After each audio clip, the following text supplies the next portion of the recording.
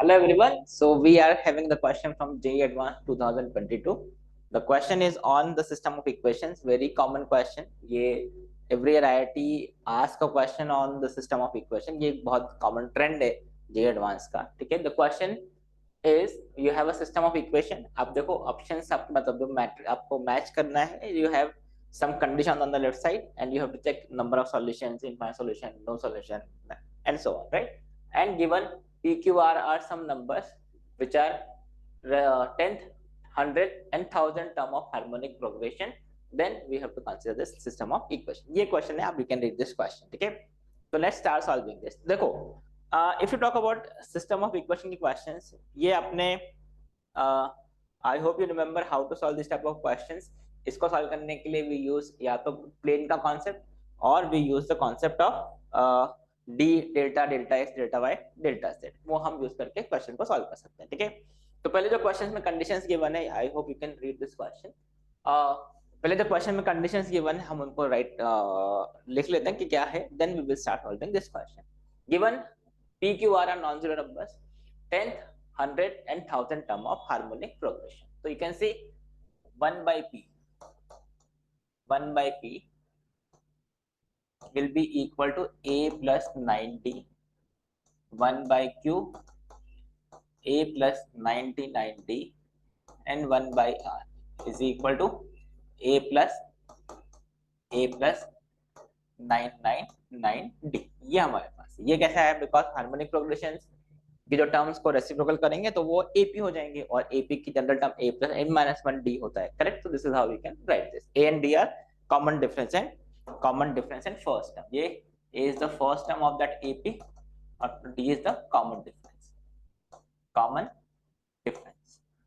ये हमने यहाँ पे स्टार्ट किया. ठीक है. नाउ सिस्टम ऑफ इक्वेशंस क्या है. System of equation we have x plus y plus z equal to 1. we have 10x plus 100y plus 1000z equal to 1 equal to 0. और अगर आप लास्ट टर्म को देखो इसमें से पी क्यू आर कॉमन करके कैंसिल कर दो बिकॉज वो नॉन जीरो है. तो this is x upon p plus y upon q plus z upon r equal to 0. Correct. You can see we have this equation. Now अगर आपको इसका delta x delta y delta z लिखना है, delta लिखना है, तो you know how to write this. उनके coefficients अब देखो 1 by p 1 by q 1 by r की वैल्यूज हमको पता भी है. So I can just substitute this, या फिर हम यहीं से स्टार्ट करते हैं क्वेश्चन को सॉल्व करना. ठीक है. What is delta. हमने इसका डेल्टा लिखा. डेल्टा मतलब कोएफिशिएंट्स वाला. सो this is 1 1 1. I can have this is 10 100 1000, or you can see this is 1 by p 1 by q 1 by r, right? And now see, if I just substitute these values, ये 1 by p 1 by q 1 by r का value, this is 1 1 1 100 sorry 10. अगर हमने 1 by p substitute किया, this will become a plus 90. This is 100 a plus 99d, and this is 1000. this is a plus 999d. ये हमारे पास condition आ गई. ठीक है. अब इसको आप सिंप्लीफाई बहुत इजीली कर सकते हो. कैसे. You can just clearly see, अगर हम r1 गोज टू एक प्रॉपर्टी अप्लाई करें, r2 goes to r2 minus r1, तो ये वैल्यू जो है सेकंड कॉलम सेकंड रो जो है, this will become 9, this will become 99, this will become 999. so this will become, जैसे हम प्रॉपर्टीज यूज कर रहे हैं 9 99 and 999. and now you can see here, if I apply the property r3, इसमें apply कर दिया हमने, r3 goes to r3 minus d times r2. d times r2, ये देखें d times r2 मतलब क्या हुआ, इसको हमने d से मल्टीप्लाई करके r2 सब्ट्रैक्ट कर दिया, सेकंड रो को हमने d से मल्टीप्लाई करके थर्ड रो में सब्ट्रैक्ट कर दिया. तो यू कैन सी, जैसे आप ये प्रॉपर्टी अप्लाई करोगे, this will become 1 1 1, this is 9 99 and this is 999, and this will become a, this is a and this is a. You can see we have this, ये terms cancel हो जाएंगे, this will cancel, and you can see these two rows are now same. अगर ये दोनों same है मतलब this determinant will be 0. So you can see delta तो इसका definitely 0 है. You can just check the calculation, you can just use the properties of determinant.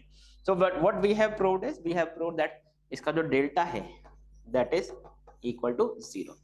अब अगर इसका delta 0 है तो there can be only two possibility, या तो उसका no solution होगा या फिर infinite solution होगा, correct?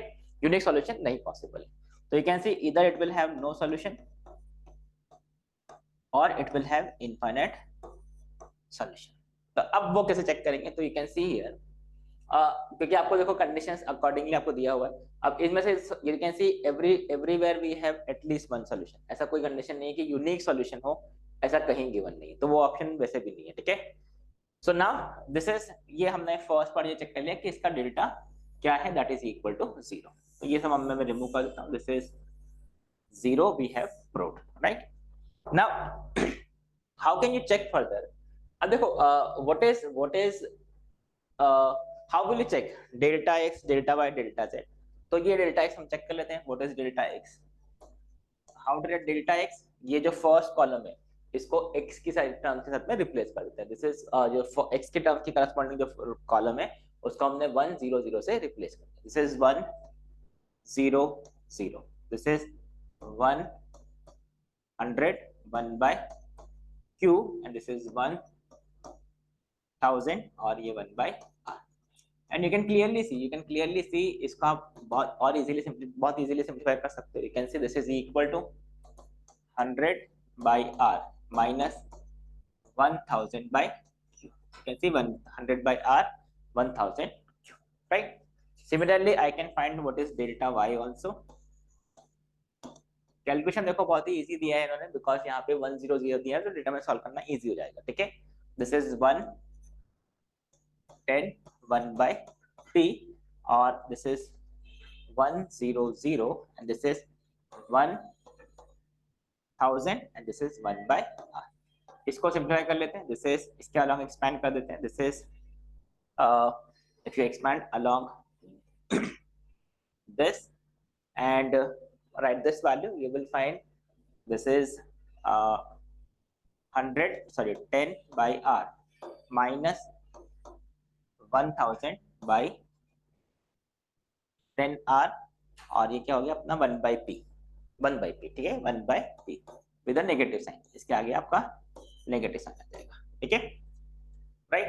So this is the second term. And what is this delta z? This is 1 10 1 by p 100 और क्या हो गया 1 by q और 1 1 1 0 0, correct.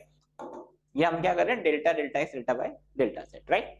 So what is this value? This is, you can सी, इसके along expand करेंगे. This is 10 by q minus 100 by These are the values we have, ठीक है.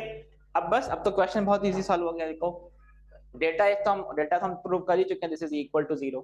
Now if I take the first option 1, ठीक है. q by r is equal to 10. अगर q by r 10 है, q by r equal to 10 है, तो you can clearly see, मतलब q का वैल्यू क्या हो गया? q is equal to 10r. q is equal to 10r. तो अगर हम q का वैल्यू 10r पुट कर दें यहाँ पे, तो देखो फर्स्ट के लिए, मतलब according to first condition delta x will become 0. Delta y check कर लेते हैं. अगर आपके पास q is equal to 10r है तो हम बाकी कंडीशंस कैसे अप्लाई कर सकते हैं? q is equal to 10r से,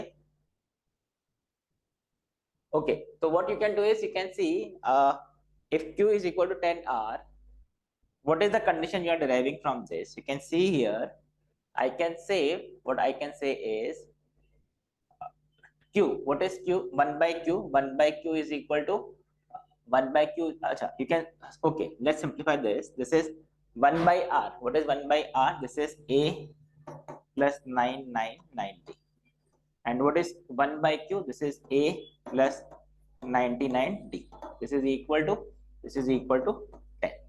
And you can see here, if I just cross multiply this, you will have 10a minus a which is 9a and this is 990 minus this is 90. मतलब यहाँ से देखो a और d बराबर ही आ जाएगा, और अगर a और d बराबर हैं, if a and d are equal, तो what you can say is this is 1 by r, 1 by r will be if a and d are equal, ठीक है, a and d are equal, 1 by r will be equal to, you can say this is 1000 times let's say d, or 1 by what is this p will be 1 by p will be equal to, you can say again 10d, ठीक है. तो देखो अब जैसे आप यहाँ पे put करोगे 1 by r, this is 10,000 1000d, so this is minus 1000, ठीक है, और into 10d, और यहाँ पे 1 by पुट करोगे, देखो फिर से ये 10,000d, मतलब बेसिकली देखो आप ये वैल्यू पुट करके देख लो, यहाँ पे you can see this value will become 0, ये फिर से 0 आ जाएगा, you can see this value is equal to 0. तो यहाँ पे देखो डेल्टा वाई भी 0 आ गया. बेसिकली क्या किया हमने, q by r से हमको कंडीशन मिला कि this is a equal to d, और a इक्वल टू d पे दिस इज 0 और q और p इसका भी चेक कर लेते हैं, q और p, तो यहाँ पे देखो 1 by p will become a और d पे इक्वल होने के बाद this is 10d, and 1 by q जो होगा दिस विल बिकम 100d. तो नाउ सी ये देखो 1 by q पुट करोगे तो this is 1 by q is 100d, तो this will become 1000d minus 1 by p का वैल्यू क्या है 10d, तो this will become again 1000d. तो ये देखो फिर से 0 आ गया, तो इसका मतलब क्या हुआ, डेल्टा z भी यहाँ पे 0 है, डेल्टा z भी 0 है. That is, you can see here, if we have this condition q by r is equal to 10, मतलब delta x, delta y, delta z सब कुछ 0 है, डेल्टा तो 0 है ही, delta x, delta y, delta z all are equal to 0. So you can see corresponding to 1 we can have infinite solution, that is correct. So 1 can be mapped to, मैं answer लिखता जा रहा हूँ, 1 can be mapped to r, it has obviously अगर infinite solution तो at least solution तो 1 तो solution होगा ही t. और अब ये जो है p और q वो हम चेक कर सकते हैं. कैसे चेक कर सकते हैं, या तो आपको डायरेक्टली सेटिस्फाई करके देख सकते हैं, ठीक है, और अदरवाइज हम जनरल सॉल्यूशन फाइंड करके उसको भी सेटिस्फाई करके देख सकते हैं. पहले ऑप्शंस देख लेते हैं, बिकॉज हम इतना कैलकुलेशन करने से बेटर है कि ऑप्शंस में क्या मेंशन है वो देख लेते हैं, ठीक है. तो 1 इज मैप टू t और q, देखो t से तो मैप्ड है ही, तो ये ऑप्शन 1 में भी है, ऑप्शन डी में भी है, बट ऑप्शन बी और सी में क्या है, क्यू से भी मैप दिखा रहा है. तो हम क्या करते हैं, क्यू चेक कर लेते हैं, ठीक है. तो अब क्यू चेक करने के लिए क्या कर सकते हैं हम, दिस इज, अब थोड़ा सा कैलकुलेशन हम बिठाते हैं यहाँ पे, this is we have proved delta x, ठीक है. नाउ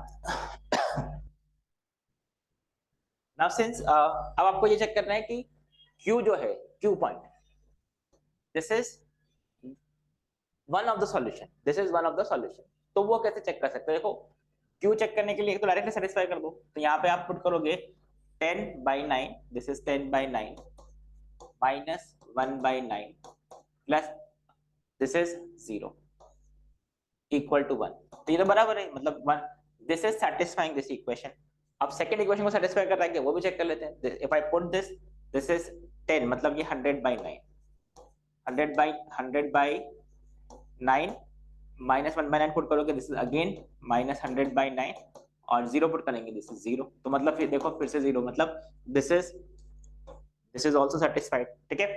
अब देखो अगर दो इक्वेशन सेटिस्फाई होगा तो ऑटोमेटिकली थर्ड इक्वेशन तो सेटिस्फाई हो ही जाएगा. क्यों, आपको चेक करने की जरूरत नहीं है, बिकॉज अगर आप बोल रहे हैं इनफाइनाइट सॉल्यूशंस है, 3 प्लेन के इनफाइनाइट सॉल्यूशन है, these planes are obviously not identical planes, right. तो इनफाइनाइट सॉल्यूशन कैसे बन रहे होंगे इसके, you have all the planes are passing through one line of intersection, तभी इसके इनफाइनाइट सॉल्यूशंस पॉसिबल है. तो आप ऑलरेडी अगर बोल चुके हैं इनफाइनाइट सॉल्यूशन है, इन दोनों को सेटिस्फाई कर रहा है, तो ऑटोमेटिकली वो थर्ड को सेटिस्फाई करेगा ही, ठीक है. So you can see here Q is a point on this all the three planes, मतलब सबका सॉल्यूशन है, ठीक है. तो यहाँ पे आप क्या बोल सकते हो कि जो 1 होगा that will also be mapped to point Q, 1 will also be mapped to Q, ठीक है. तो अब इसमें से ऑप्शंस में से तो चारों ऑप्शन में हमारे पास कंडीशन है, अब हम सेकंड कंडीशन चेक करते हैं फिर, ठीक है। So I hope you are following this, कैसे हम इसको अप्रोच कर रहे हैं। Now P by R is not equal to 100। अब अगर P by R not equal to 100 है, तो अब P by R not equal to 100, तो यहाँ पे देखो P by R कहाँ पे आ रहा है, ठीक है। तो you can see here if P by R is not equal to 100, मतलब P is not equal to 100R. So you can see here, if I put this is minus 100 minus 10 by R minus 1000. अगर P का value 100R होता, तो you can see ये दो क्या, this will become 0। अगर ऐसा होता तो इसका मतलब क्या है, if P by R is not equal to 100, you can see delta Y is not 0, delta Y is not equal to 0। You can check this, अगर P is not equal to 100R, that means this will definitely be non-zero। और अगर ये non-zero है, delta हम already बोल चुके हैं, delta is equal to 0, right. और अगर डेल्टा 0 है, delta Y, delta X, delta Z में से एक भी नॉन जीरो आ गया, that means the system of equation will definitely have no solution of this equation. तो यहाँ पे अब आप क्या बोल सकते हो कि जो सेकंड कंडीशन होगा, सेकंड कंडीशन के corresponding we don't have any solution, मतलब दिस इज S। तो 2 इज मैप टू S। तो यहाँ पे आप देखो